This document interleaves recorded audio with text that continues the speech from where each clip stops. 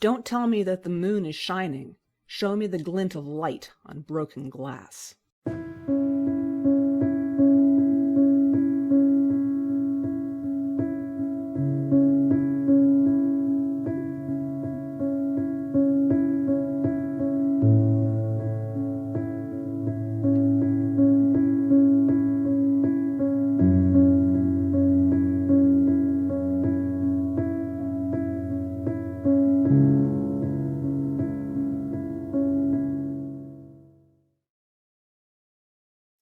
Hello and welcome to Shining Moon, a speculative fiction podcast, episode 10. I'm your host, Deborah L. Davitt. Today we'll continue our series by asking what it takes to write alternate history and secret history, what the differences are between those two terms, and we'll explore some examples of each. My guests this week are Anatoly Belilovsky, Marie Brennan, Laurence Brothers, and Kate Heartfield. Let's start with some introductions. Anatoly Belilovsky was born in a city that has changed owners 6 or 7 times in the last century, the latest crude attempt at adverse possession being in progress even as we speak. He was traded to the U.S. for a truckload of wheat and a defector to be named later, learned English from Star Trek reruns, and went on to become an SFWA member in spite of a chronic cat deficiency by publishing nearly 100 pieces of original and translated prose and poetry, much of it collected in Halogen Nightmares and Other Love Stories. He tweets occasionally at loldoc, come for the puns, stay for the punditry. Welcome back, Tolia. It's lovely to have you on the podcast once more. Great to be here again, and thank you for having me. All right, we'll move on to the next person. Marie Brennan is the World Fantasy and Hugo Award-nominated author of the Memoirs of Lady Trent, The Onyx Cord, other series, and over 60 short stories. As half of M.A. Carrick, she also writes the Rook and the Rose trilogy. Find her online at swantower.com, on Mastodon at Swantower at Wandering Shop, or on Patreon as Swantower. There's a theme. And welcome back to you too, Marie. Thank you for being here today. It is good to be here, and I should mention I too suffer from a chronic cat deficiency. It's a tragic condition. Oh. Our next guest is Laurence Raphael Brothers. He is a writer and technologist with 5 patents and a background in AI and internet R&D. He has published over 50 short stories in magazines such as Nature, Podcastle, and Galaxy's Edge. His noir urban fantasy novella series consisting of The Demons of Wall Street, which is fantastic, and I want to read everything else in the series. The Demons of the Square Mile, The Demons of Kyoto, and has just added a new volume, The Demons of Montmartre. While his standalone novel, The World's Shattered Shell, has also recently been published. Hello, Laurence, and welcome to the podcast. How are you today? Oh, great. It's a pleasure to be here. Thanks. And our final guest is Kate Heartfield, whose latest novel is The Valkyrie, not to be at all confused with my novel, The Valkyrie, but is a retelling of old legends. Her 2022 novel, The Embroidered Book, was a Sunday Times and Globe and Mail bestseller. Her debut novel, which won Canada's Aurora Award, is being republished in a revised edition as The Chatelaine in 2023. She also writes Assassin's Creed novels and interactive fiction, including The Road to Canterbury, 2018, and The Magician's Workshop, 2019, from Choice of Games. Her fiction has been shortlisted for the Nebulas, Locust, Aurora, Sunburst, and Crawford Awards, and her journalism for a National Newspaper Award. A former journalist, Kate lives in Canada, and I have no idea how she has the time to be here today, but thank you for being here, Kate. I'm very happy to be here, and I have one cat, so you will probably see her because she can't resist. If there's any recording happening, you will. The viewers will have to imagine a lovely black cat. The listeners, I mean. Okay. We will when the cat parades past, we will all go ooh and ah, so the listeners will know.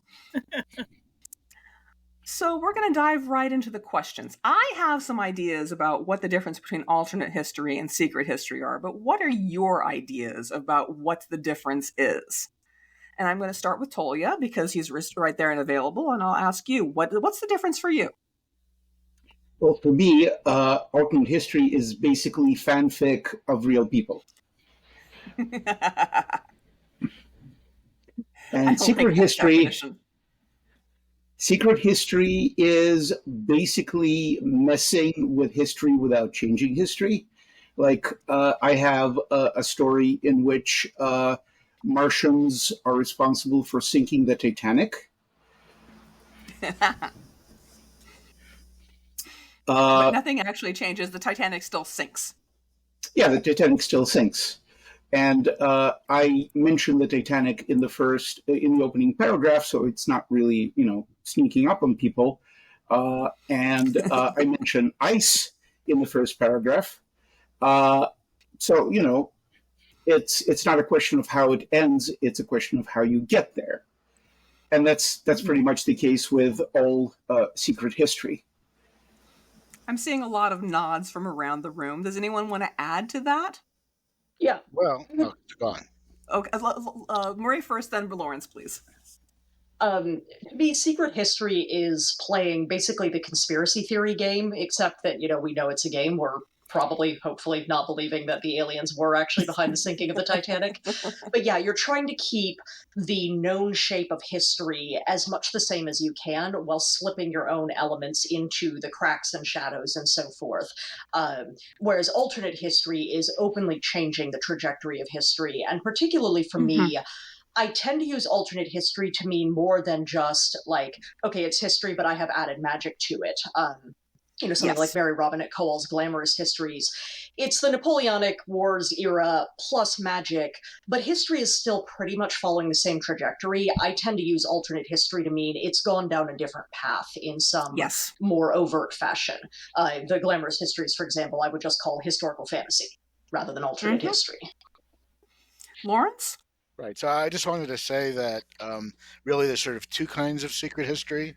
There's the kind that we generally mean when we're talking about science fiction and fantasy historicals. And then there's the Procopius secret history, which is trying to say this is what really happened and is doing its best to convince you, that that's what's really happened. Now, Procopius is not necessarily the most reliable historical source, but then really nobody in the classical or Byzantine period was. So, you might as well trust them, I suppose. But the idea is that there were truths that could not be told publicly, which are being confided to you, as opposed to, let us say, actually demons control the financial industry,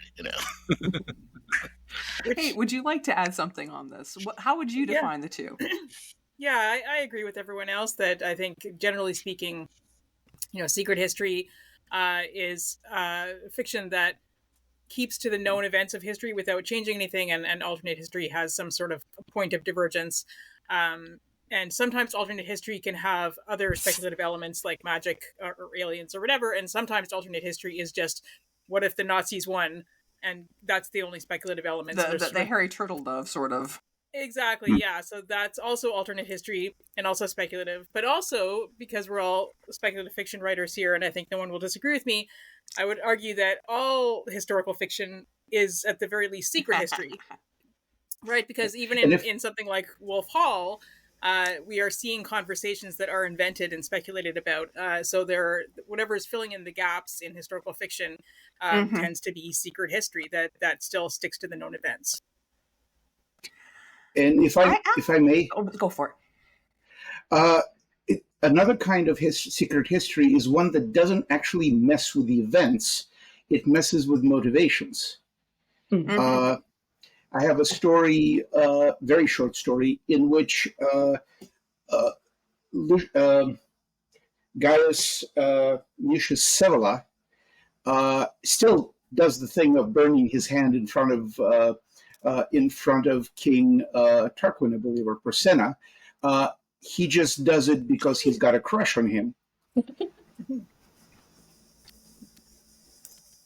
Secret crushes are very big. We have a cat on camera now. So yes, we have a chief cat. Oh, yes. Yeah, Minerva is here. You could probably hear her purring on the audio. She's very happy to see everybody.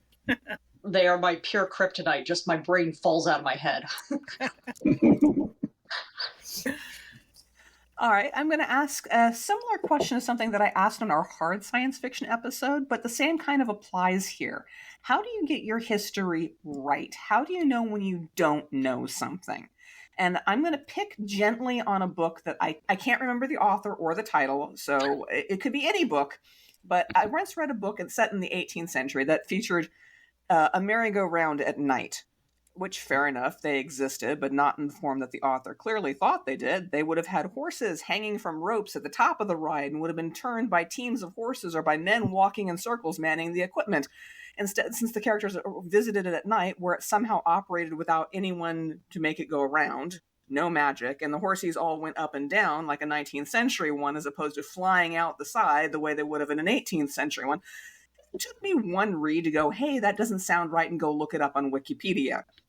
So how do you know, as you're writing in a historical setting, well, maybe I should look that up?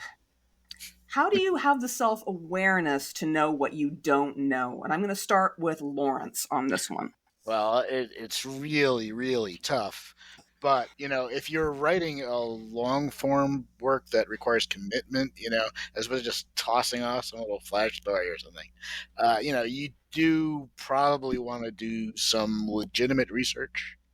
And by legitimate research, I'm not saying you have to immerse yourself in, 100 primary sources, but, at least read a few Wikipedia pages, but really a lot of it has to do with, the mature experience you get from having done a lot of reading, gone to history classes, and tried to absorb the context. Just like when you're writing a science fiction story, you want somehow to be able to convey verisimilitude of the technology or the science or whatever it is you're trying to talk about. So it's immersion to a large extent, but I guess it really is a good idea to look for salient, important facets that could jump out at you, just like in your example of the merry-go-round. Was there a merry-go-round? I wouldn't have guessed there was one even in the 18th century, so I would have had to look it up. Yeah, that's where I wound up looking it up, was because I was going, did these things exist? Well, they did, but they were completely different. Kate, how about you? Since you obviously do a lot of different eras, how do you do your deep dive on a given era so that you know what you're talking about? Yeah. Since you obviously do. I do, yeah. I tend to bounce around a lot and make it hard for myself, and and I echo Laurence. It is hard, and I think it's starting with from a place of humility that we will all get things wrong from time to time, and just doing your absolute best and correcting as you go. But it is difficult to really address those unknown unknowns when you just assume something going forward. So I think the best way to avoid that is to just always be asking the question of, okay, well, where does this come from? And what, how is this powered? How is this working? With things like food, where would this food have come from in this society? Where would this person have gotten this coin? Who made their clothing, that kind of thing. And just always thinking about, what's happening behind the scenes a little bit, because what you know about the world should be a little bit deeper than what's actually on the page. And that can help you, because if you just ask that question, okay, well, how does the merry-go-round work in the 18th century? Then you'd start to think, well, okay, if it's not powered by electricity, what is it powered by? What would it look like? And you start to ask those questions, and that leads you to the research from there. Marie? Yeah, The one that I run into trouble with is the stuff where you genuinely don't know that you need to know it. Because with something like a merry-go-round, I would probably have the reaction, as I went to put that in a story, I would kind of go, when did those happen? Let me go, do... Wikipedia is a great place to start with these kinds of things. I also find, weirdly, the Oxford English Dictionary can be a great resource for this, because it will tell you when a word came into use. And so if I look it up and it says, the word merry-go-round didn't exist until X year, and I'm writing before X year, then I'll be like, maybe that's not a thing yet. But I have two examples from the Onyx Court books. One was for In Ashes Lie, I make a reference to a particular royalist organization called the Sealed Knot that was conspiring during the interregnum. And I had come across a mention of the fact that Elizabeth Dysart was a member of the Sealed Knot, and so I put her in as a minor character, and it's a meeting of the Sealed Knot. And then later I read another book that was like, yeah, and by the way, they actually did nothing. They were useless and not really involved with anything. And I think I had made a mention of someone being involved who had, died 3 years previously, and I hadn't gone far enough because I saw a mention of that, and I'm like, this is a thing that existed in this point in history. I know what I need to know. On the other hand, that's also obscure enough that anyone who calls me out on it, I'll give them a cookie because, congrats, you know the period much better than most people do. But the one that gets me is when I was writing Midnight Never Come, which is the first book in that series, and it's set in the Elizabethan period, I got to go to London to do research, which is super cool. If you can travel for your research, awesome. And I emailed ahead of time to Hampton Court Palace saying, hey, I'm writing a novel. Is there anybody I could meet with to ask some questions? And I ended up getting this personalized guided tour by one of the historians there. And the thing I found out from him, he was an architectural historian. I had already written part of the book, and I had my protagonist and Walsingham walking down a corridor and then out onto a balcony while having a conversation. I get to the palace, no balconies. Okay, if I'd looked at any pictures of it, I would have noticed complete lack of balconies. No corridors. In the Elizabethan period, rooms tended to open directly onto each other rather than having hallways. And that's just, I would not think to look up corridors, right? That's not the kind of detail that you think to yourself, I should check whether these existed in my time period. They're so fundamental. And that's the stuff that's hard to actually know without doing that very broad-based research of, architectural history as well as lives of people in that time period and so forth. That's the stuff that's hard to get at. I was actually fortunate enough to have watched a historical series that talked about how a concept of privacy didn't really exist in earlier time periods. And one of the things that they were talking about was corridors didn't divide rooms because they didn't have that sense of privacy. And I thought that was fascinating. That stuck with me. Exactly, it is. When you could be using that for storage, you could be using that for warmth, you could be using that. It is wasted space. Tolia, back to our original question is, how do you know what you don't know? Oh, well. Well, first of all, I really like letters. Most of my alternate history is fan fiction based on real people. So I'll go read their letters, and they're very enlightening, and then you can kind of copy their style. And then you find out various really interesting things. So the story about musical warfare on the high seas during early 20th century. I originally wanted to have Nikola Tesla on that ship. And then I thought, well, maybe it should be a U-boat. But there should be commander. Tesla is not the commander. Who's the commander? And I went looking for famous Austro-Hungarian commanders because Tesla was Austro-Hungarian, and the first name that popped up was von Trapp.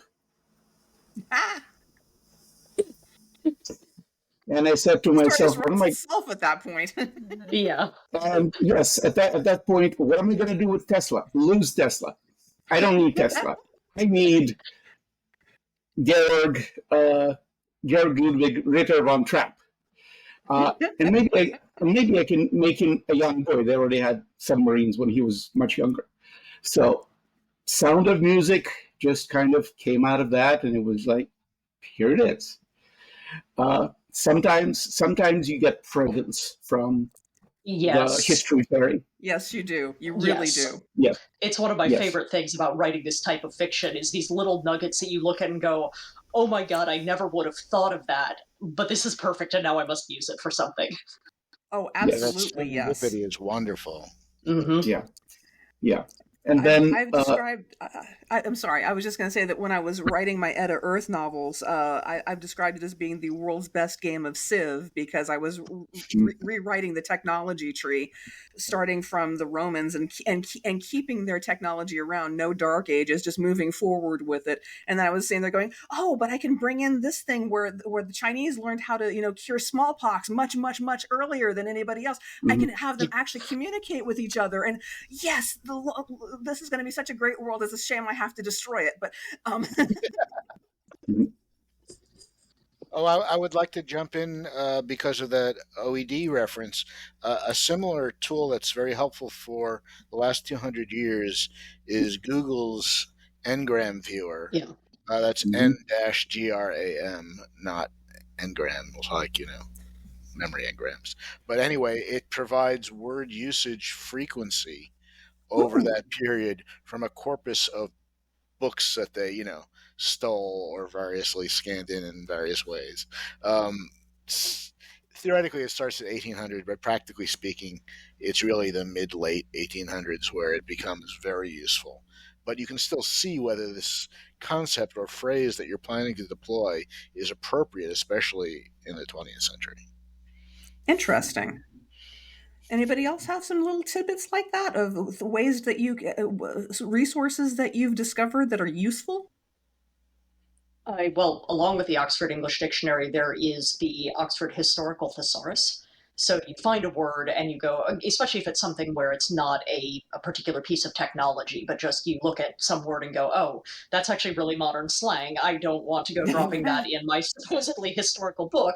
And then you can click on the link to the thesaurus, and it will tell you other similar words and when they came into usage. And you find just some really vivid and interesting words that way that helps, I think, make just the prose of the story more flavorful.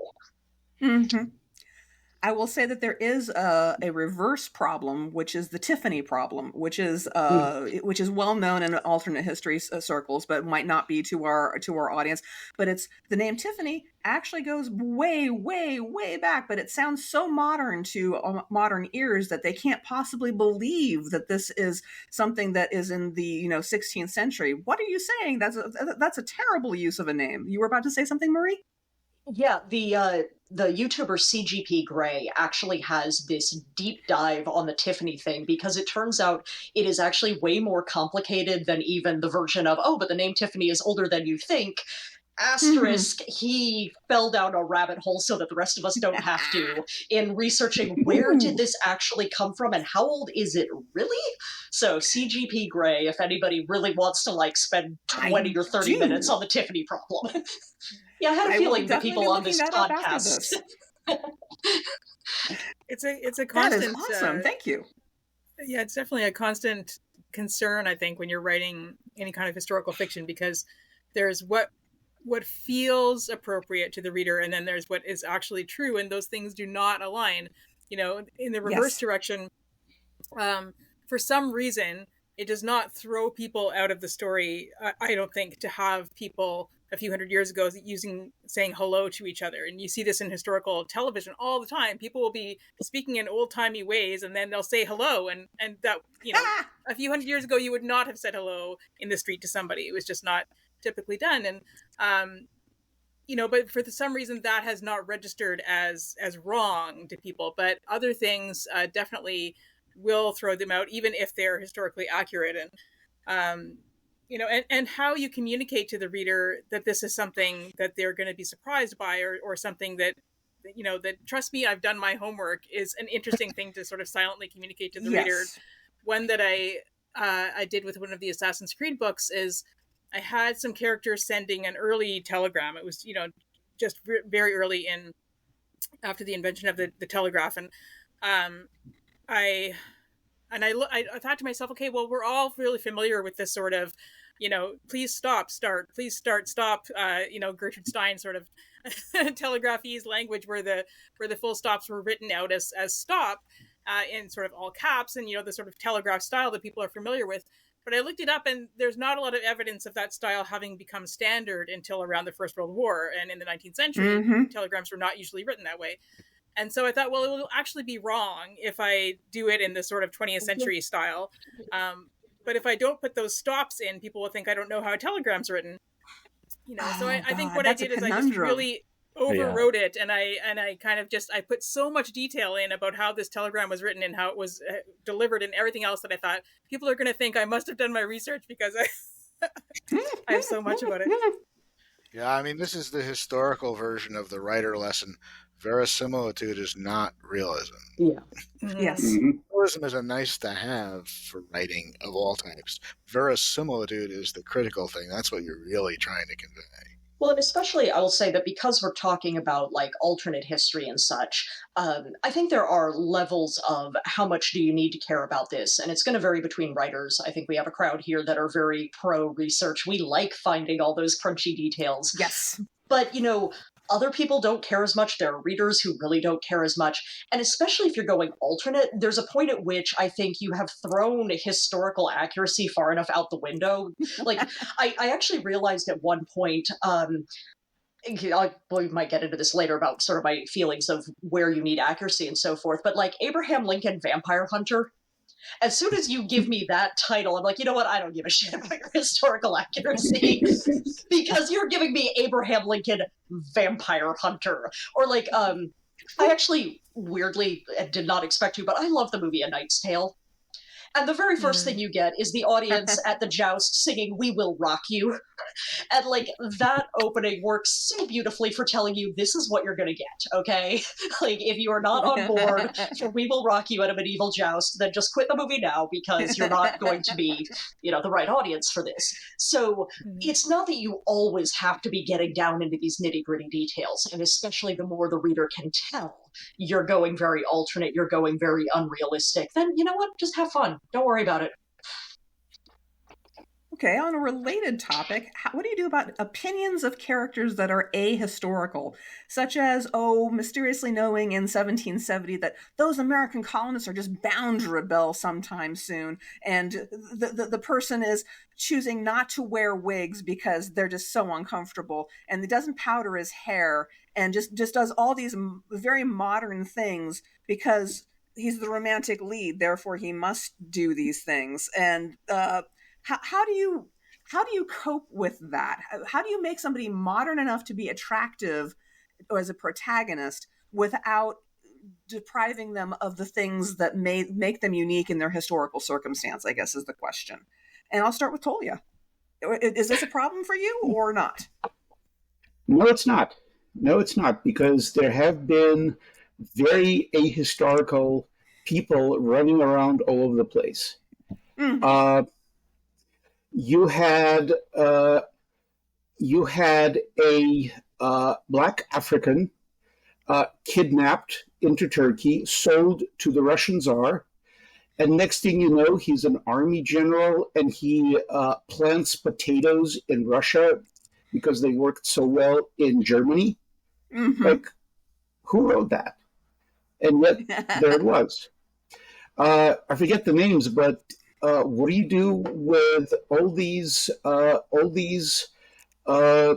women in, I believe, the 18th century who are fighting duels topless?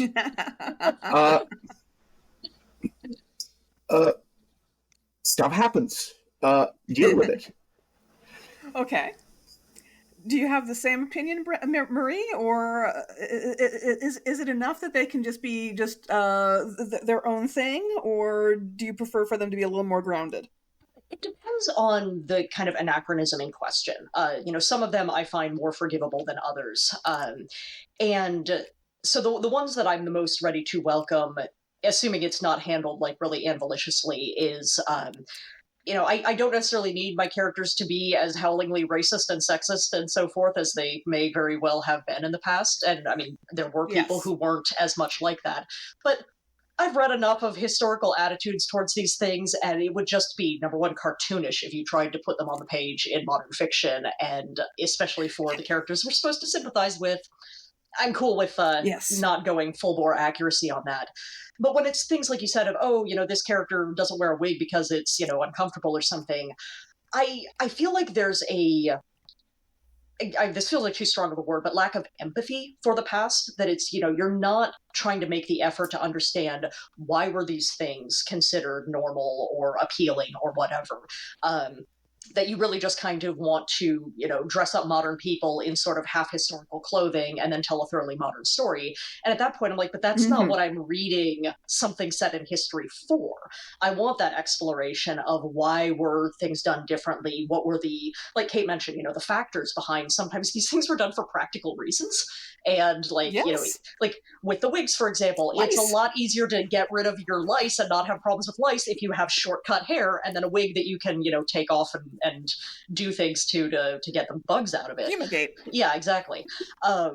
And also, you're missing out on the opportunities, because I actually have a novel that's in the 18th century, and at one point, one of the characters who has a sort of maybe they will, maybe they won't romantic connection to, she comes upon him when he's sort of, in a state of half dress, and he has his wig off.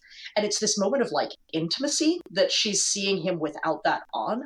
Like, well, if you just, chuck all these things out the window, then you never get those moments where it's that kind of spark that can happen as a result of playing with these pieces of the past. So it's contextual. It depends on what I'm reading, what I'm willing to kind of accept and not accept.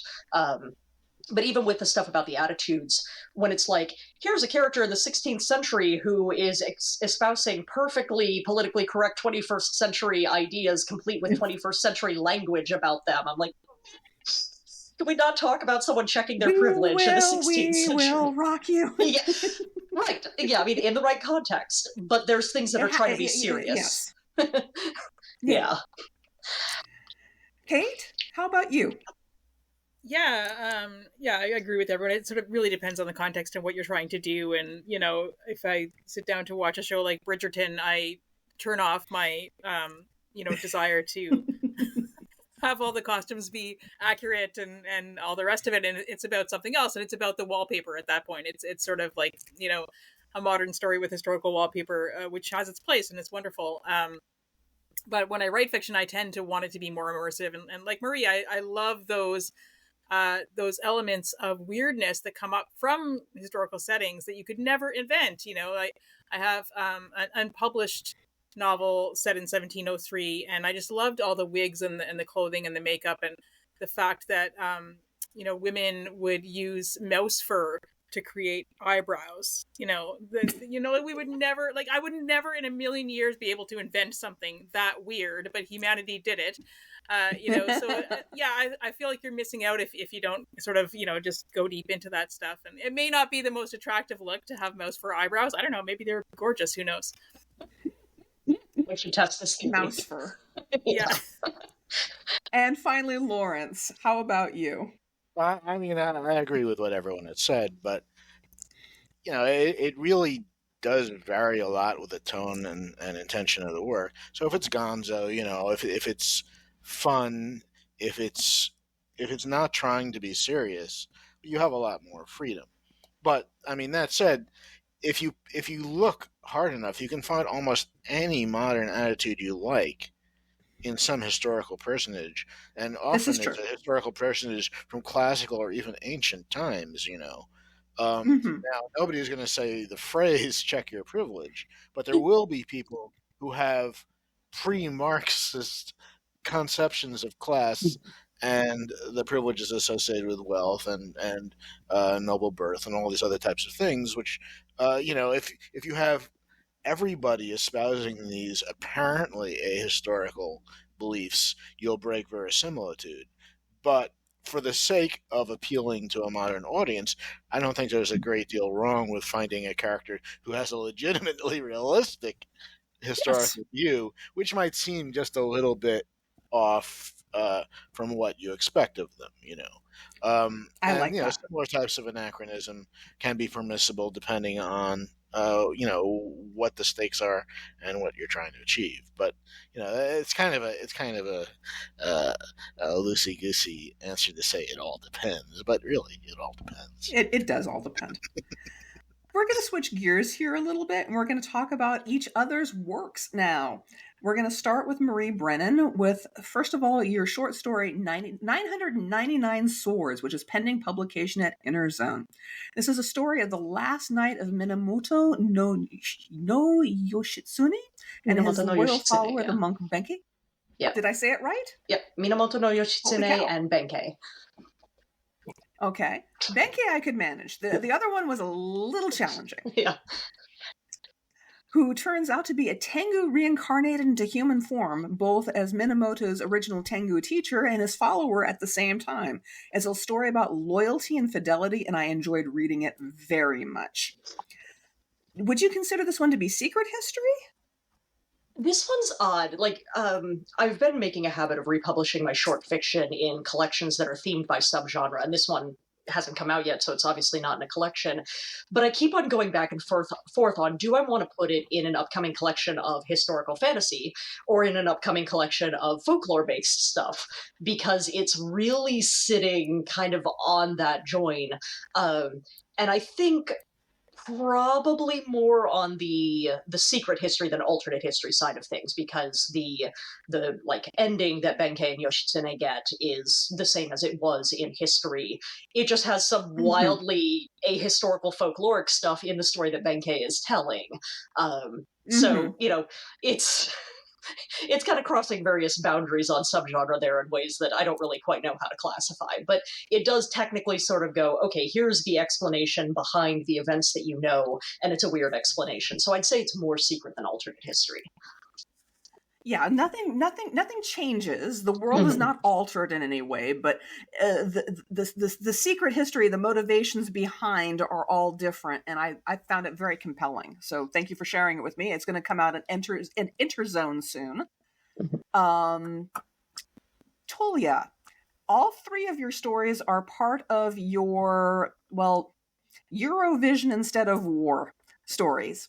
Some 300 years ago, the crowned heads of Europe sent their best diplomats to hammer out the Brandenburg Accords, by which warfare would now be conducted culturally instead of militarily, with song instead of rifles. The first in terms of world chronology is The Perils of Bonaparte from the Copperfield Review in March of 2020, in which Napoleon is using real munitions like smoothbore muskets against the songs of the Russians and the Ukrainians that he faces in his march towards Moscow, only to discover that they've left behind wolves that sing Ukrainian melodies in 4-part harmonies, and he's forced to retreat. I'm going to outline the other two as well, and then we're going to talk about all three, because they're so intertwined and they're so creative and gonzo and wonderful that you have to read them all. You can't collect just one. You must collect them all. So, in Kulturkampf, which has appeared in Cast of Wonders episode 24 in 2012, Wagner strolls through most of Europe unopposed until he's confronted with the wonder of Verdi in Italy, from whose melodies he retreats and heads into Russia instead, claiming that they have no great composers. I wonder personally what he's going to do when he's confronted with Tchaikovsky, but you know, that's for what Wagner has to face in the future. And finally, in The Sound of Music, which you talked a little bit about earlier, it was just published in July of 2023 in Stupefying Stories. A young Austrian new to the military is taken to a Prussian U-boat, one of the first of its kind, which could lead to real old-fashioned war in which, and I quote, people could get hurt and not just their feelings. These are all clearly alternate history stories in which events actually change because of the changes introduced earlier, not really secret histories. How did you come up with this amazing concept, and what do you want people to take away from these stories when they finish reading them? The year was 1830. The place was what is now Belgium, but what was then the Netherlands, and apparently an opera sung at the, I believe, Brussels Opera Theatre led to a riot that turned into the revolution that split the Netherlands into Netherlands and Belgium. And having read about that, I said, I mean, also there's also all kinds of other songs. The idea that Harriet Beecher Stowe was referred to as the little woman who started the big war with the book Uncle Tom's Cabin. Things happen because of cultural events. Cultural events lead to civil events, to warfare, to revolutions, to changes.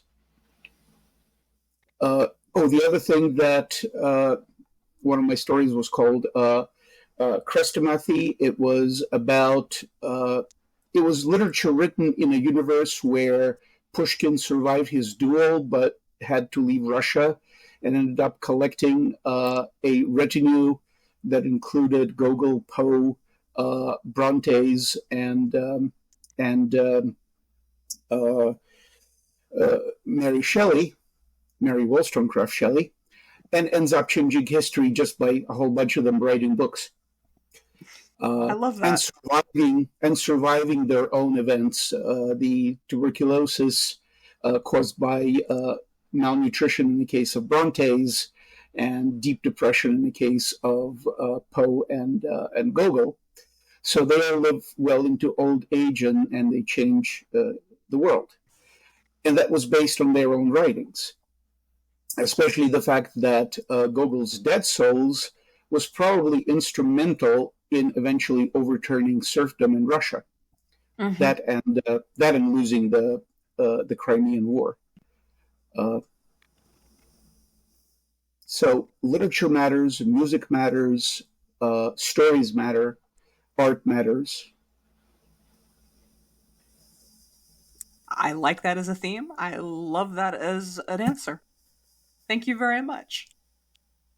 Laurence, I'm going to pick on you next, because we have Midnight at the Abbey of Shadows, which appeared in Eternal Haunted Summer and Winter of 2021. In this story, set in 1295, a Buddhist monk from the Church of the East exercises a hellmouth beneath a Cistercian monastery with the aid from a reluctant Gascon monk who becomes his lover. In doing so, they release a Celtic goddess Epona from imprisonment in the hellmouth. This is a wildly creative story. It fuses elements from so many different places and times. I would definitely call this one alternate history, although it doesn't really change anything for the world at large, but it definitely changes things for the individuals. Let's put it that way. It's definitely not a secret history because it's not given events. So I'm grappling with definitions here, but I loved the story. Can you talk to me about it?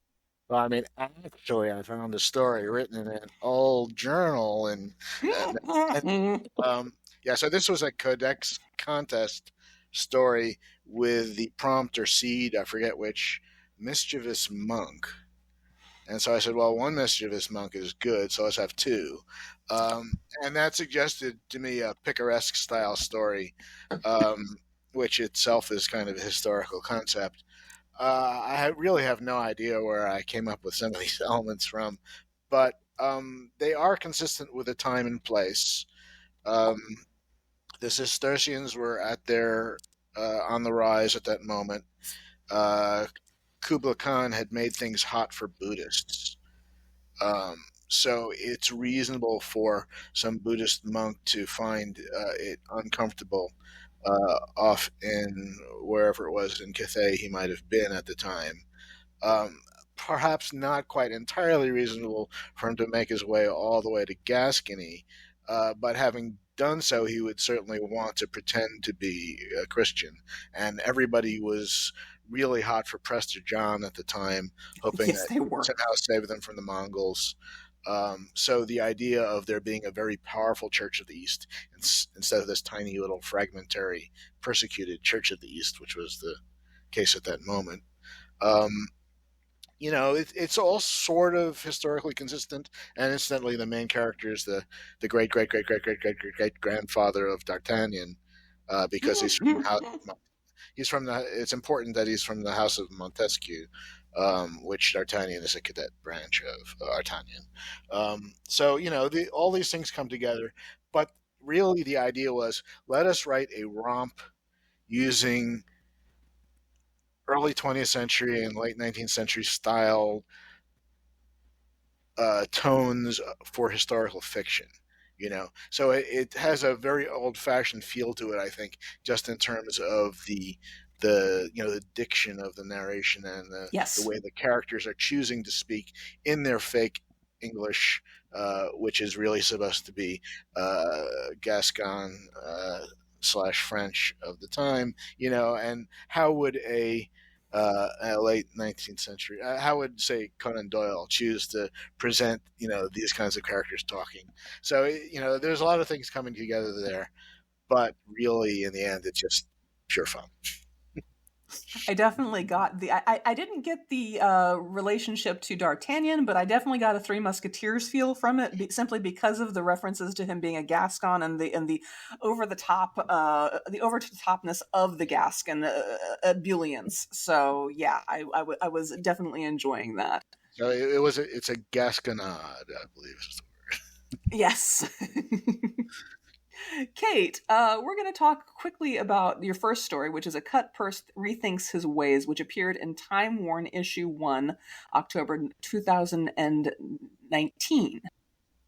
2019. So a canny pickpocket named Pinch makes a wish with a coin given to him as a love token, but every sign that comes in the next several days leads him back to his lover, William. Set in what appears to be 18th century London, the story is certainly set in a historical context.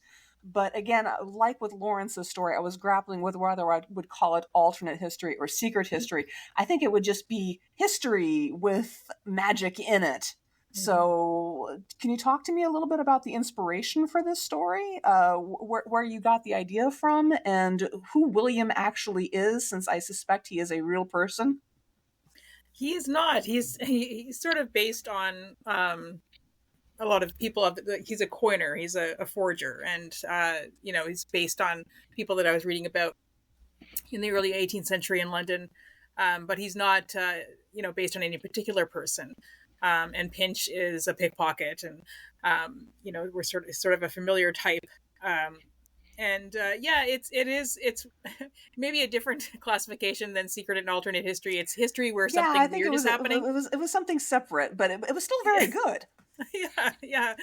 Sort of something weird is happening. So it is secret history in the sense that it's not changing the known events of history in any way, but the story itself is so small and so personal that it wouldn't even matter maybe if it did. It's just about these two men in love and how this magic or whatever it is, this wish brings them together. So yeah, the idea was just a very simple one that, sometimes when weird things happen when you lose something and it turns up in the oddest place, or, you come across, some weird old tea towel or something that you had in your grandmother's house 30 years ago, and you think, oh, that's weird that I've seen that item again. And so those strange coincidences, and I thought it'd be neat to just have a little story about those things leading one person back to someone that they thought they wanted to walk away from.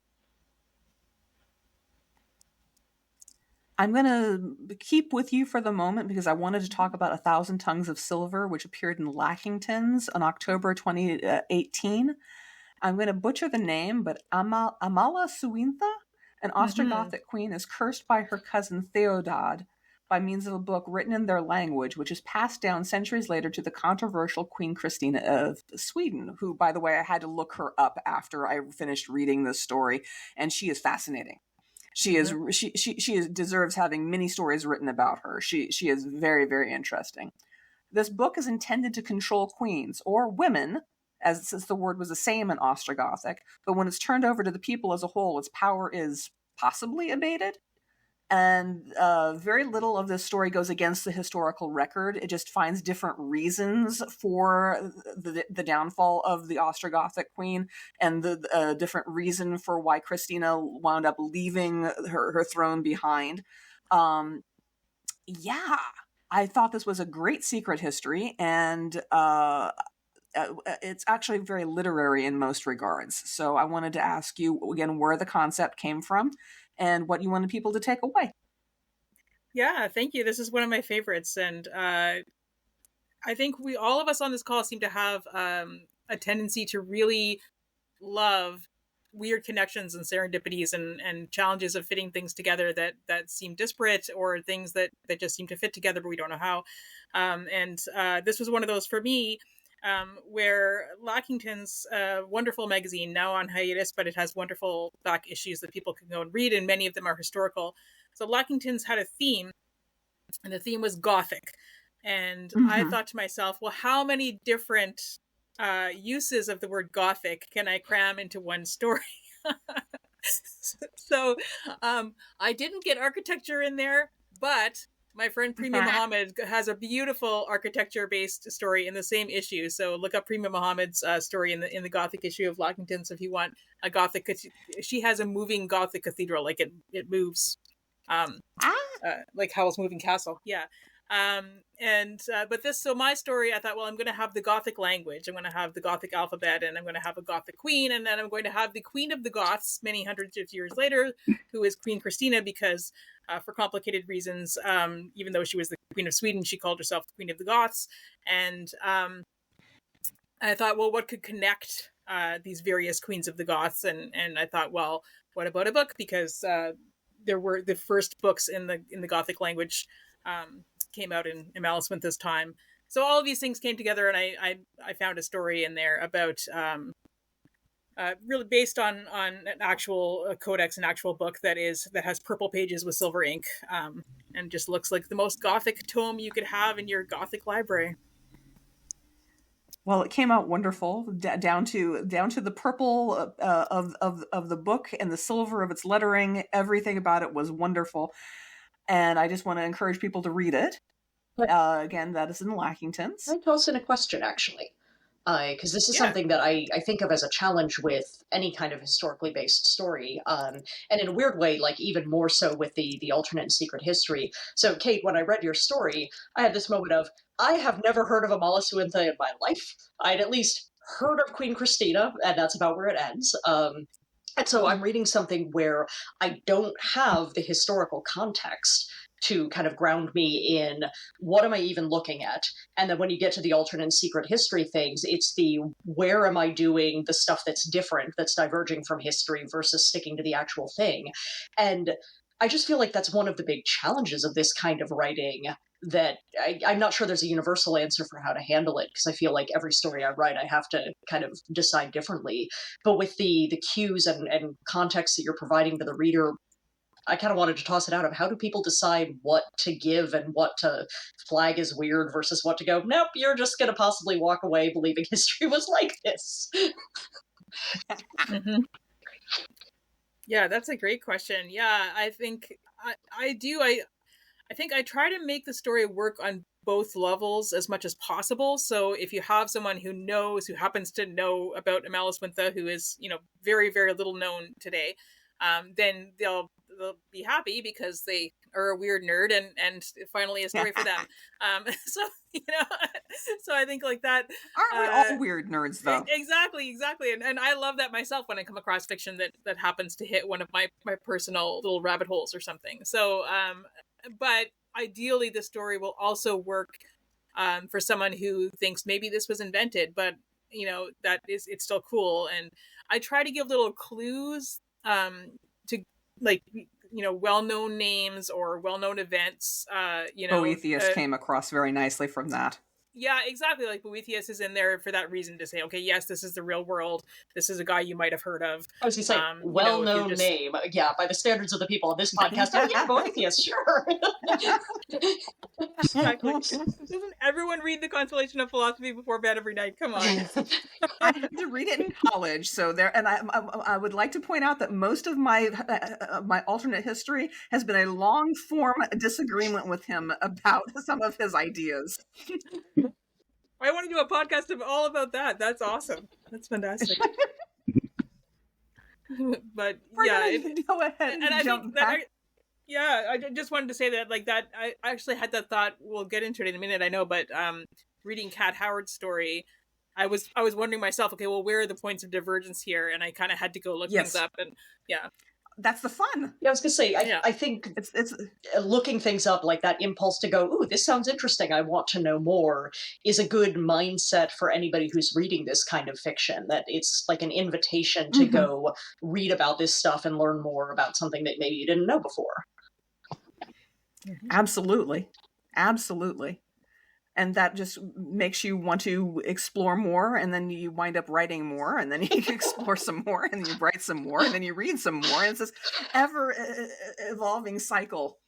So we're going to bop to Marie Brennan's This Living Hand, which was published this year in Sunday Morning Transport. Fanny Braun, who was the fiancée of the late poet John Keats, has a mission to meet the fairy queen that gave the Romantic poets their great and prolific verse and demanded all of their lives in payments all too soon and all too young. Her errand is revenge, and she has only her talent as a seamstress to tempt the Scythy woman out of her tree.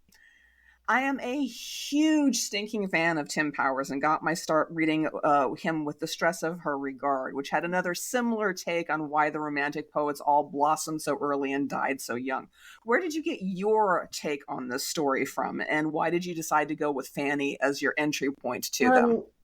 So the first part of that, this, as well as just the Onyx Court stuff in general, which I consider this a tangentially related story, actually came out of a role-playing game that I ran that was a Changeling the Dreaming game.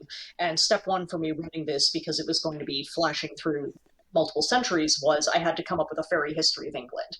And I had to theme that fairy history to a set of 7 trees and their folkloric associations. Long story, I'm not going to attempt to explain why it was set up this way. But I was looking through the history, looking for stuff that fit those like symbolic associations of the trees. And willow is associated with, among other things, like poetic inspiration and madness and so forth. And it felt like a good fit for the Romantics, who at the time I knew very little about. So I go doing, a little Wikipedia research and hit, that detail of how many of them died young and how like in close succession to each other. And you kind of look at that and go, this feels like there's an explanation. And that's, I think, the bait for a secret history, is you look at something and go, that's weird. Can I come up with an explanation for the weird thing? So my husband loves Tim Powers' work. I've read some of it and really enjoyed it. I have not actually read The Stress of Her Regard, so I don't think I got the idea from there. Changeling includes the Lian and She as a thing in the setting where, it's the, inspire people to great art, but then they die early. And so it was just a very obvious kind of mashup. As for Fanny, so this story actually, I wanted to write it for at least a decade, and it just kind of sat around not getting written because I frankly didn't know enough about the Romantics. I knew enough to run that segment of the game, but my standards for what can I run a role-playing game off of and what can I try to publish a story off of, I feel like I should do a little more work for the latter. But I just kept on not getting around to it because I didn't know enough about the Romantics. And so I asked for, I think, recommendations, or I went looking for recommendations of books that would kind of cover them more like as a group rather than being a biography of one or the other, because I didn't want to read like 6 books for one short story. And I don't remember now the title of the book that I read. I would have to go looking, but it was something where it put the women around the Romantic poets much more on my radar. And I kind of had this moment of, yes, that's going to be the interesting entry point here, is not having the main character of the story be one of the poets, but someone who was affected by this stuff going on. And so, Fanny Braun as Keats's fiancée. And the fact, when I went reading up on her, it mentioned that, she was like a very good seamstress and sewed all of her own clothing and was like admired for her fashion. And I went, there we go, art. Now I've got this angle that I need to lead into the story. But give me a moment to like go on to the next person, and when there's an opportunity, I will drop in the name of the book that I read for research, because it's bugging me that I can't remember. I know that feeling all too well. So I will bop to Laurence while you go look at your bookcase. And Laurence, your final story for this was with respect to the cat, which appeared this year in Kaleidotrope. A pair of time agents in pursuit of an iridium statue of Bast find themselves moving from one intersection in time to another, changing the past as they try to get the statue safely to the future. By the time they do, the statue has lost the powers of Bast that it contained, but a number of crisis points have been changed, allowing the timeline as a whole to become a better world.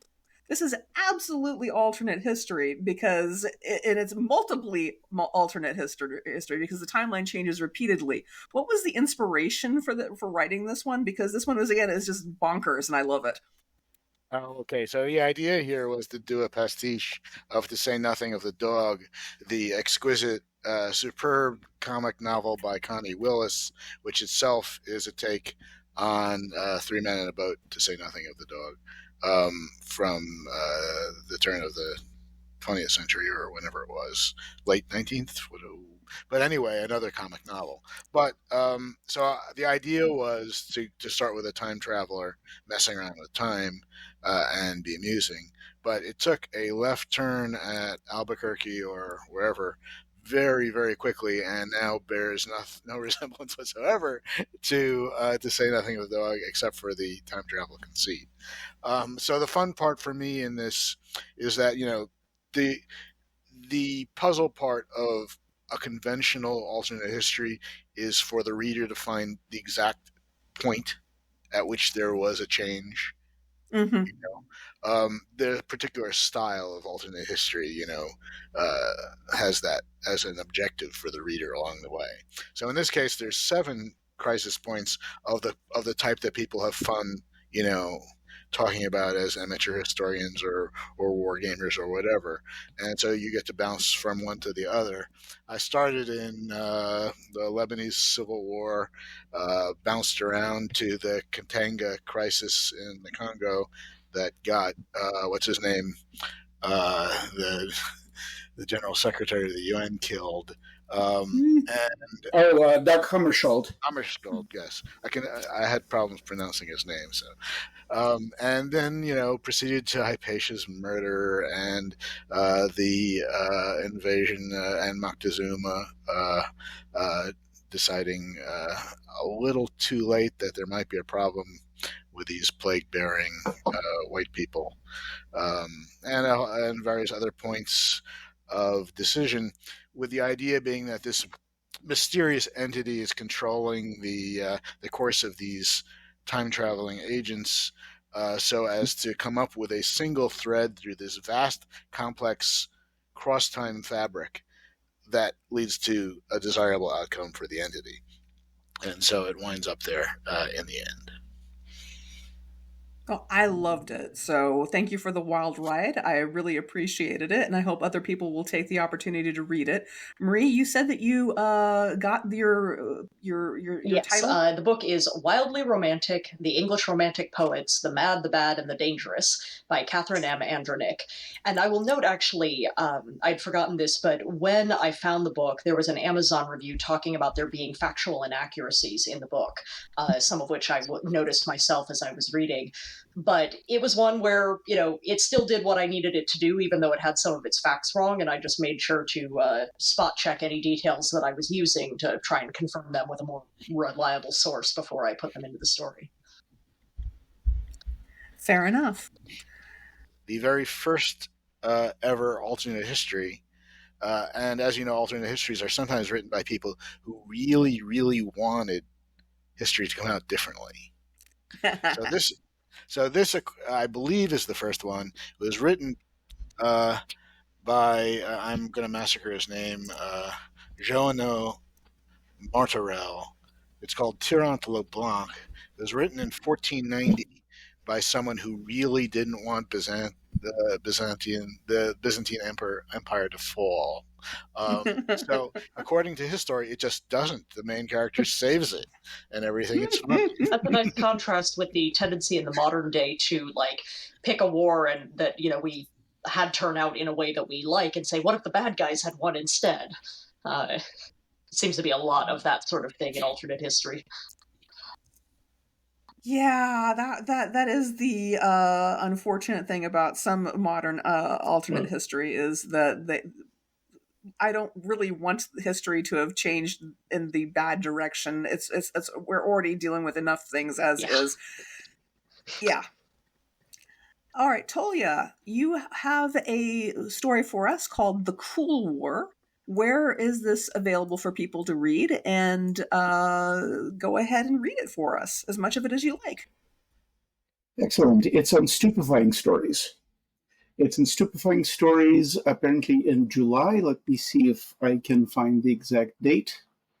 July 30th, 2023. And I'm going to skip part of the beginning. I've renamed NATO the North Atlantic Touring Orchestra. I've mentioned Elvis taking Hound Dog back stateside, and with that went the hope for a quick victory. The high-value defectors such as Stravinsky, the Russians never did find a good countermeasure to Rites of Spring. So they built the Berlin Wall to screen out the high-pitch dissonances that made it work, and such.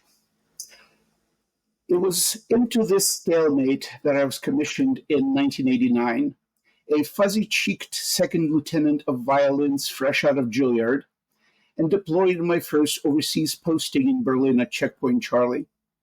I was equally terrified of making a fool of myself in front of my troop and in front of the base CO Hullis, and only a little of the enemy. That was done now that I look back on it. The Soviet T-55 main battle trumpet was a scary thing, diesel-powered, with a 120mm smoothbore reed and shape-charged percussion caps. And those Mi-24 Hindemith helicopters could sneak up on you and start playing the dance of the Sugar Plum Fairy as you sat in the latrine. I get shudders even now just thinking about it.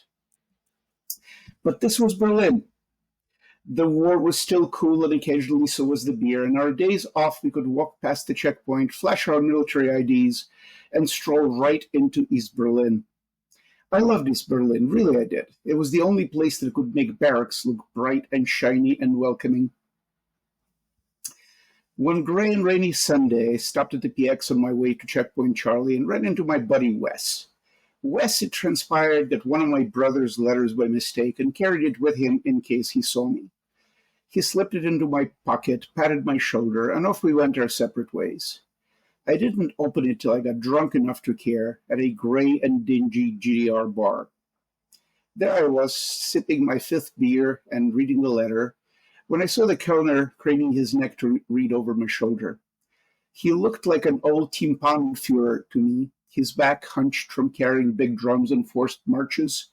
So I turned to bring the letter closer to him to make him less likely to need a chiropractor afterwards. I heard him tisk-tisk behind me. "Life is hard in America, no?" he said in a bad movie accent. I shrugged. "Like everywhere, I suppose," I said. "Much better here," the curler said. "We have waltz, and you have blues. There must be reason, nicht?" I nodded. He spoke again, but I damned if I remember what he said, because a blues line crawled into my ear and would not let go, and the word of my brother's letter rearranged themselves into verse. "Went home from work, traffic as far as the eye can see.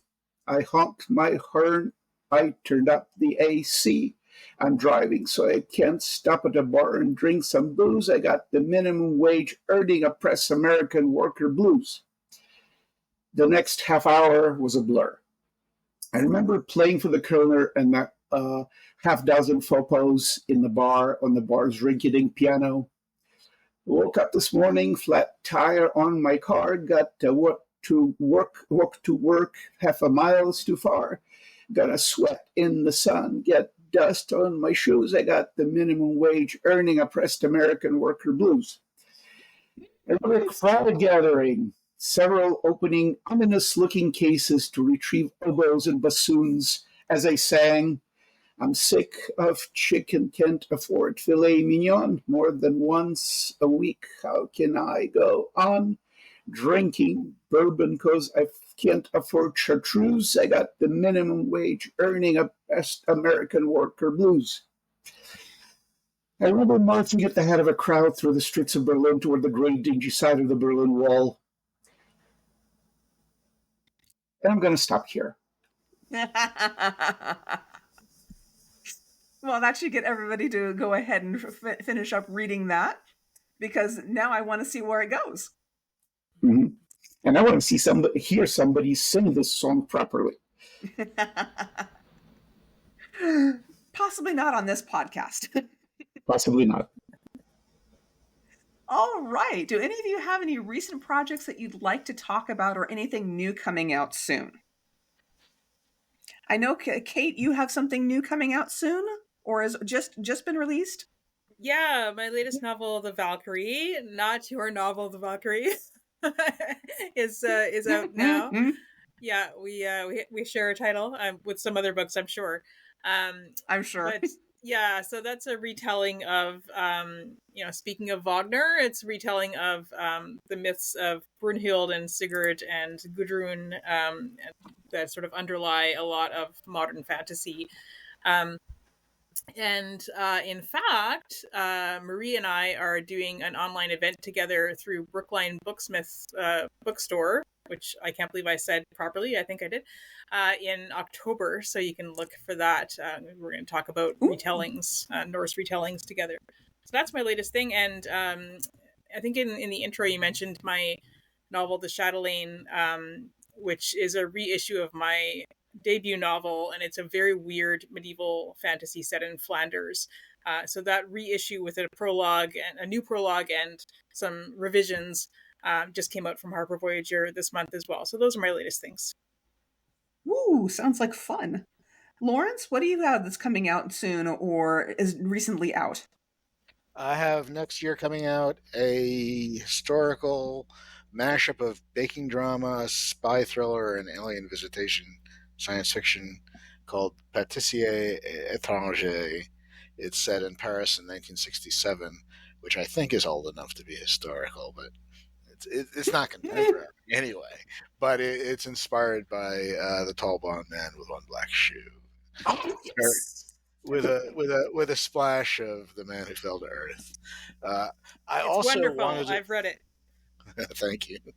I also want to point out just one amazingly writable about a historical character I just discovered who features in a horror science fiction flash I'm trying to sell.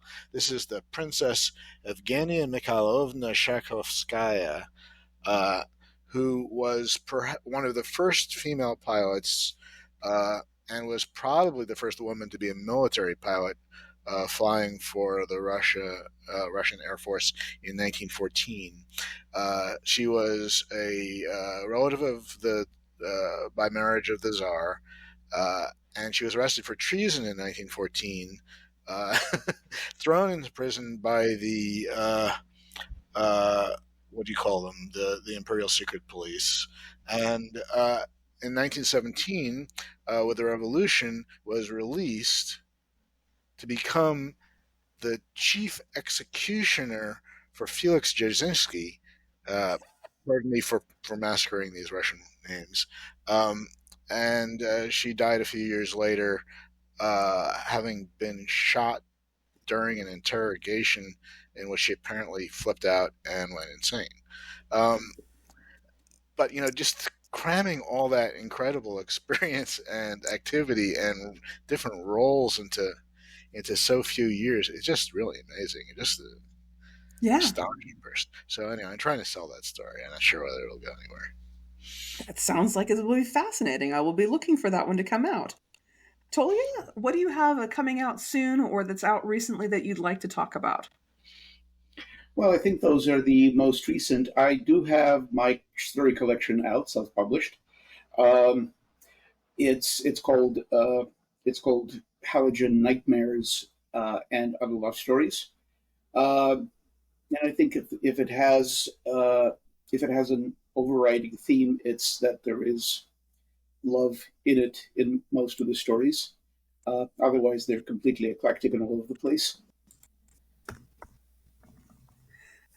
And I just saw that we skipped over talking about some other stories, so we'll circle back and do that after Marie has had a chance to talk about what she has coming out soon. Yeah, I've got a novel coming out later this year, The Waking of Angantyr. That is the one that Kate and I are doing the joint event for, because Old Norse-inspired novels unite. So that is basically a standalone novel. It is my Viking revenge epic. It is the bastard child of my senior thesis. I opted not to try to set it in real history, but instead in a very Norse-inspired secondary world.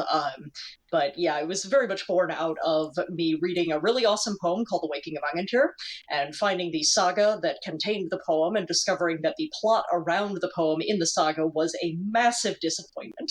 And so clearly I needed to do better. All right. That sounds fascinating. I will have to check this out because anything inspired by the old Norse epics is something that's going to be near and dear to my heart. So I've got at least two things that I need to be looking for here. Thank you out of this conversation. All right, so we're going to circle back around to a couple of stories that we all read together. The first of which is called The Burning Girl by Carrie Vaughn, which appeared in Beneath Ceaseless Skies, issue 340, which appeared on October 7th of 2021. This story is an alternate take on the events of the Battle of Hastings and the subsequent conquest of England by William the Conqueror. In this story, a group of people with magic powers is responsible for having directed the arrow into King Harold's eye, and they are now tasked with taking over a fortified town all on their own, without recourse to William's army. But they're betrayed. The order to take the town on their own was a trap intended to wipe them out so they could never threaten William's rule in return. In the end, they negotiate for their retreat to a hall in the West Country, where they can live in peace with their gifts. Not at all looking like something out of the X-Men at all. What does the story do well in terms of alternate history? I was really going to say this is the Norman Conquest X-Men. Yes. Straight up. It's a very solidly written story. It's got really good bones. It grounds you in the time and place. Yes. And in the character's sort of origin. It brings together a disparate mix of different types of character from different places and settings who, were appropriate to, generally speaking, Europe. And it sort of fits in, there's nothing really shockingly experimental about it, but it's got, this solidity to it and robustness that's really satisfying to read. I found the voice particularly compelling. It is well done in terms of the fact that it's from the point of view of a young girl in this time period, and she doesn't get I don't like the saying getting out of your lane, but she stays inside her own point of view very solidly and very well, and within the constraints of the time period, she has growth and development and is wonderful. Kate, and what did you like about this story? Yeah, I'm nodding along with you and Laurence. I thought one of the interesting things about this is it does something that I think speculative historical fiction often does, which is it takes the familiar and makes it strange in a way, and puts the reader on the back foot, asking questions about what is speculative and what is not. And there's a reference quite early in the story to the great apocalypse, and it sort of invites you to think, well, what terrible apocalypse has happened? And then you realize, we're talking about the Norman Conquest, and that's the great apocalypse, and it sort of just reframes history and the real history and how terrifying it was, or must have been.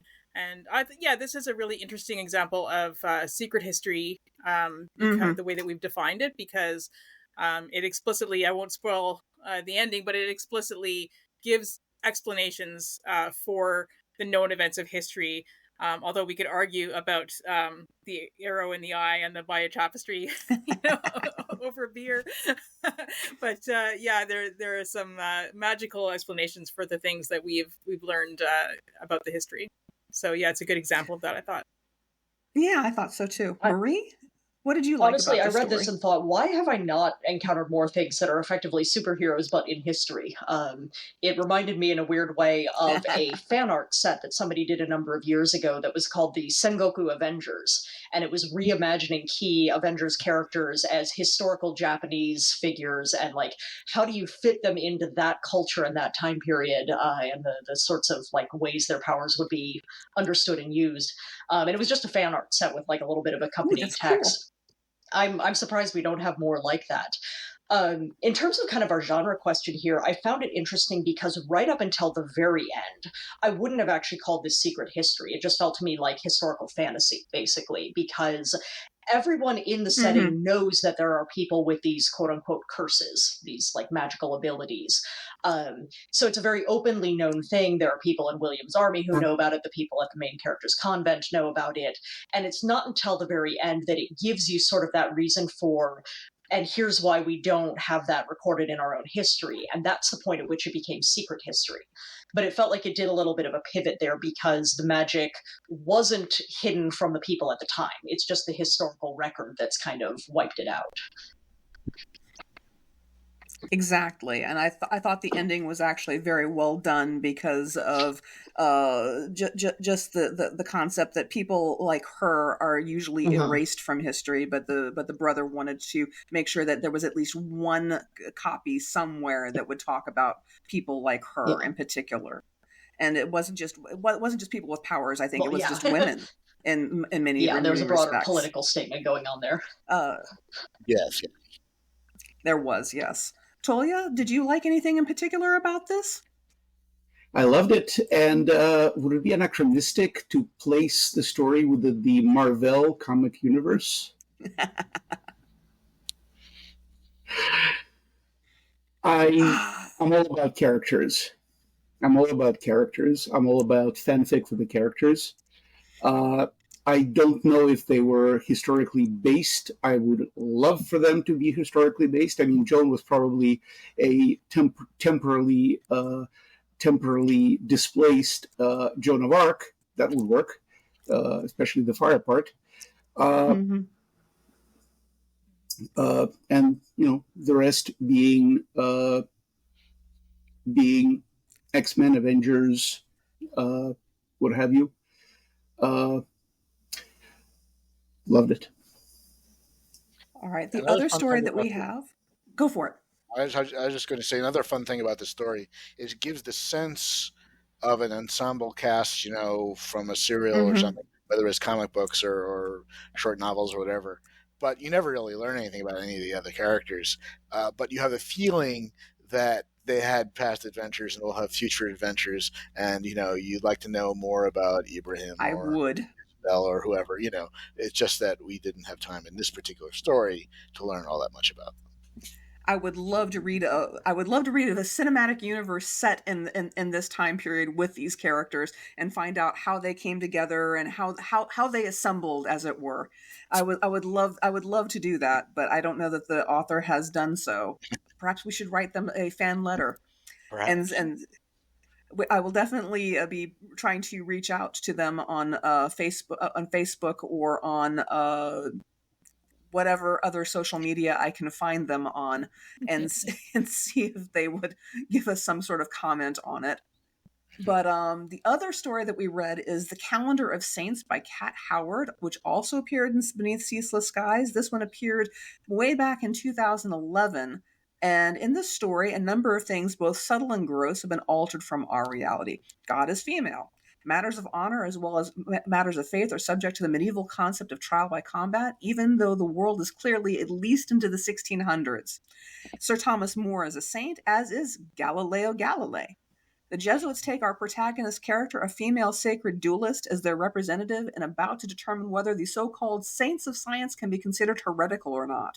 She arranges a simultaneous death in the duel, both herself and her opponent, and is declared posthumously a saint of herself, of unbelievers, scientists, and more.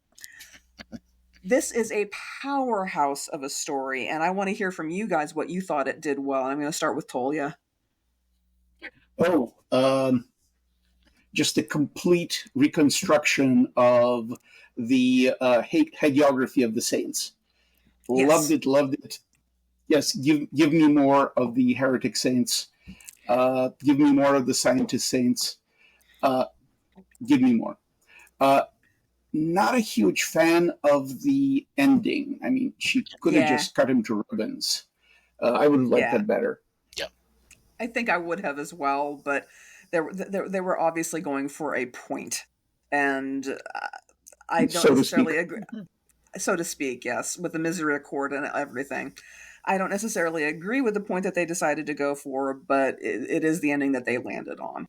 Marie, what did you think? I found this one interesting because there is a take on alternate history that's kind of like the purist sort of orthodox approach to it, where people want there to be a specific departure point in history. We already mentioned what if the Nazis had won World War II? Or what if so-and-so, was not assassinated who had been in history, something like that. And I remember hearing this come up around Naomi Novik's Temeraire series, which is basically starts off as Napoleonic War, but there's dragons. And the series mentions that dragons have been under harness and used in warfare since Roman times. And I remember seeing complaints that, okay, if they had been harnessed since Roman times, history would have diverged more. You would not wind up with the same Napoleonic War that we're familiar with, just, with dragons added in. And so with this story, it's interesting that when I hit that thing of God being referred to as female, I'm like, okay, so we have a much more sort of pervasive, this is just a different version of our world, rather than it being like a single point of departure. Because the stuff around the scientific saints, it could have been a what if like that was the one point of change, that the church embraced this scientific mentality, earlier canonized people like Galileo. And so forth. So I thought it landed in an interesting place with alternate history. I don't personally have the purist attitude. I'm like, okay, this is just the buy-in for the story. It's Napoleonic War, but there's dragons, or God's female, and we've changed various other things. I don't mind that. But from the standpoint of talking about the genres, I thought that was an interesting example to be looking at. Yeah, it was definitely a very different tack to have multiple points of divergence all throughout. And I thought it made for an interesting tapestry of the story. But for some people, I can understand why it would have given them a pause. Lawrence, you were sort of nodding along with Marie. Yeah. Do you have something to add? This is a tour de force. It's really brilliant in its way. I think it's also, very defective in that ending. I have to agree that it's seriously problematic. Either that or some point in the passage before the ending passed completely over my head. Yeah. But it's a really, the reason for the mutual sacrifice issue, I just didn't see it. But anyway, putting that aside, though, the historical elements are really wonderful. Somebody who seems at least to really know their saints. Yes. In principle, I wouldn't be surprised if the date for this story was 20th or 21st century, because it's arguable that a dominant church, even one that likes its scientists, wouldn't have advanced all that much in the ways that an unbridled, capitalism in our civilization did. But there's certain of the saints that are mentioned here were only canonized in the 20th century. Now, in this world, they could well have been canonized earlier, but just on that basis, you can see as a reader that you are now severed from a single point of departure. There's no single change unless it was something way back, Scribe Q or something, being allowed to write a lot more feminism into the Old Testament or whatever. But the idea of that Marie brought up of how could this future have come about from such a radical divergence in the past. I mean, one of the conceits of this kind of fiction is conservation of history. It's a silly idea, but it's a common conceit. So things tend to wind up as similar as they can to our history, given the facts of the assumed changes. So I can go with that very easily in this story. I like the structure of it. I like the forms and the superficial elements, and I like the main character's sense of self and everything about them up to that point that they decide they have to kill themselves for no apparent reason. But I just didn't understand that.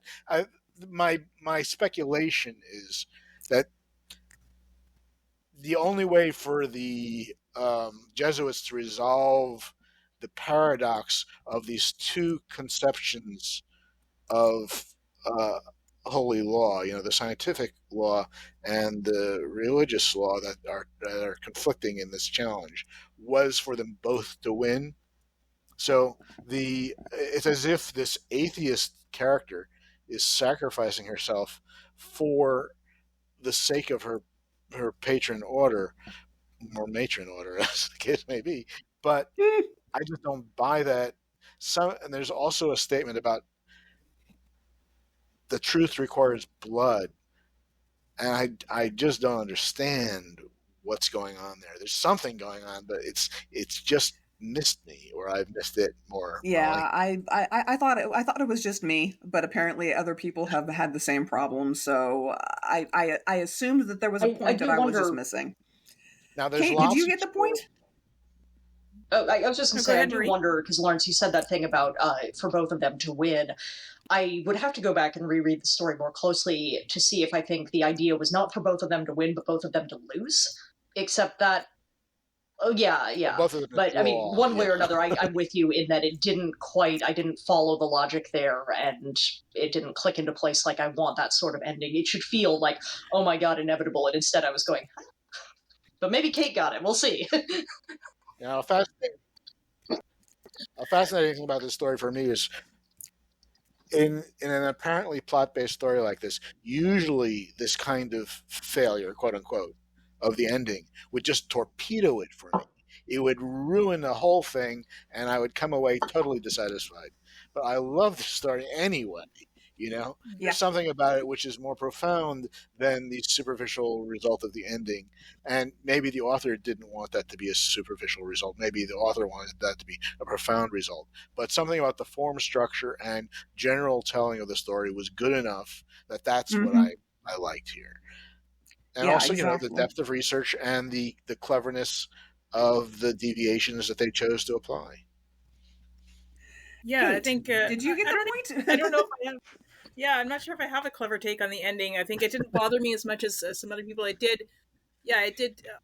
Take me aback as well. And I mean, the only real feeling I have about it is that maybe it's sort of a larger commentary on sort of hagiography in general and the direction of a saint's life.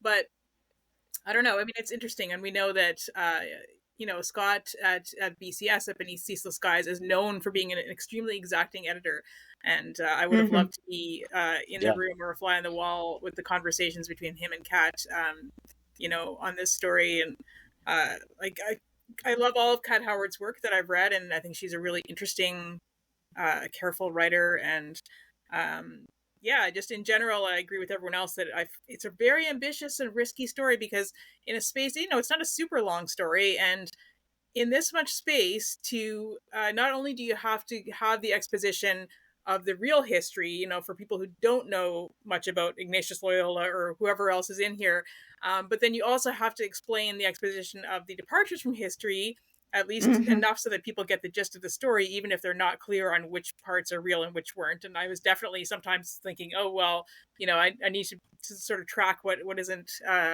real history here, and to do all of that, but also have a plot and have a compelling character that we all obviously felt very strongly about.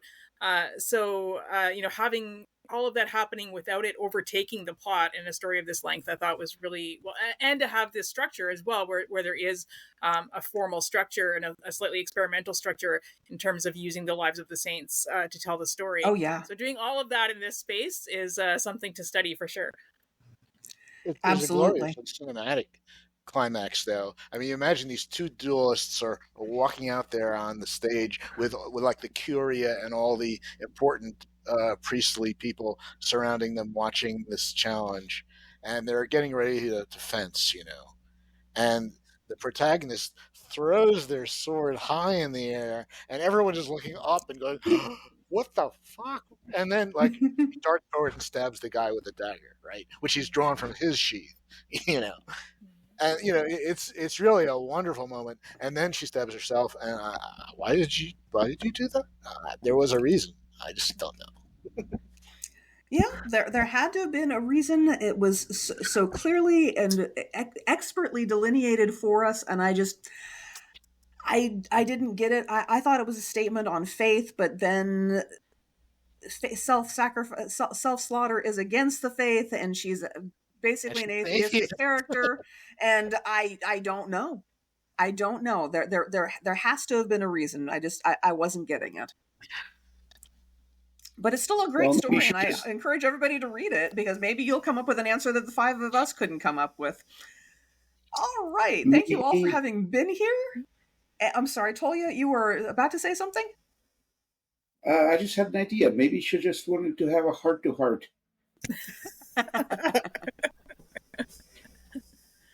Or it's an unreliable narrator because the last word of the story is unbelievers. So maybe, I don't know. I don't know. All right. Thank you all for having been here. I really appreciated having you on the podcast. Next week on Shining Moon, we'll be talking with Leslie Connor, editor of the acclaimed magazine Apex. We'll discuss what happens to your story from the moment you hit the submit button to the instant it joins the rarefied few that Apex publishes. We'll talk about the biggest challenges facing editors and magazines as well. Thank you all again for having been here. It's been a pleasure having you all here. All right. Thank you. Thank you.